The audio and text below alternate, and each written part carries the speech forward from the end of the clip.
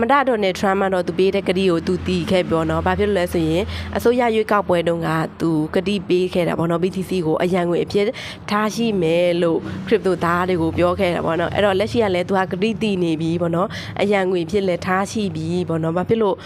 crypto သားတွေဘာဖြစ်လို့မပျော်တယ်လဲဘာဖြစ်လို့စေးမတက်တယ်လဲပေါ့နော်မိခွန်းတွေအများကြီးထုတ်လာတာပေါ့နော်ဘာဖြစ်လို့လဲဆိုရင်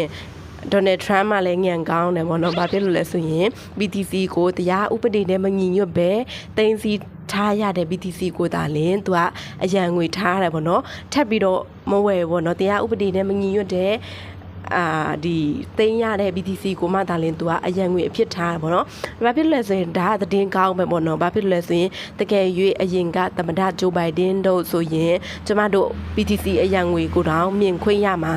မဟုတ်ပေါ့နော်။ဒါDonald Trump ကတော့သူအရန်ငွေအဖြစ်ထားတယ်ဆိုတာဒါသတင်းကောင်းပဲပေါ့နော်ကောင်းပါတယ်ပေါ့နော်ဒါပေမဲ့ဘာဖြစ်လို့ crypto သားတွေဘာဖြစ်လို့မပြောတယ်လဲဆိုရင်ဘာဖြစ်လို့မပြောတယ်လဲဆိုရင်တော့သူကထပ်ပြီးတော့ BTC ကိုဝယ်မယ်လို့မပြောဘူးပေါ့နော်ဝယ်မယ်ဆိုတဲ့စကားလုံးမပါခဲ့ဘူးပေါ့နော် crypto summit စီးဝေးတုန်းက crypto ကိုထပ်ဝယ်ပြီးတော့အရန်ငွေဖြစ်ထားမယ်ဆိုတဲ့စကားလုံးကိုမပြောခဲ့ဘူးပေါ့နော်အဲ့ဒါကြောင့်မလို့လူအများစုက